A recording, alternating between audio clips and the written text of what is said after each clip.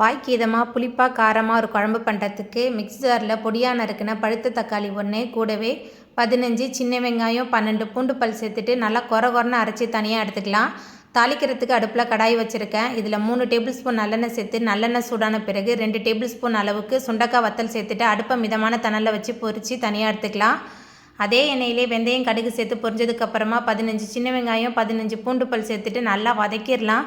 சின்ன வெங்காயம் பூண்டு ரெண்டுமே நல்லா வதங்கணும். அப்போ தான் வத்த குழம்பு ரொம்ப ருசியாக இருக்கும். வதங்கி வந்த பிறகு மிக்சியில் சேர்த்து அரைச்சி விழுது சேர்த்துட்டு நல்லா வதக்கிடலாம். கூடவே குழம்பு மிளகாய்த்தூள் மஞ்சத்தூள் சேர்த்துட்டு மறுபடியும் நல்லா கலந்துட்டு வதக்கிடலாம். நம்ம சேர்த்த மசாலாலாம் நல்லா வதங்கி எண்ணெய் பிரிஞ்சு வந்ததுக்கப்புறமா கொஞ்சமாக புளித்தண்ணி, தேவையான அளவுக்கு தண்ணி, கொஞ்சம் கல்லுப்பு, தாராளமாக பெருங்காயத்தூள் சேர்த்துட்டு நல்லா கலந்துட்டு கொதிக்க விடலாம். கொதித்து எண்ணெய் பிரிஞ்சு வந்ததுக்கப்புறமா பொரித்து வச்சுருக்க சுண்டக்காய் வத்தல் சேர்த்துக்கலாம்.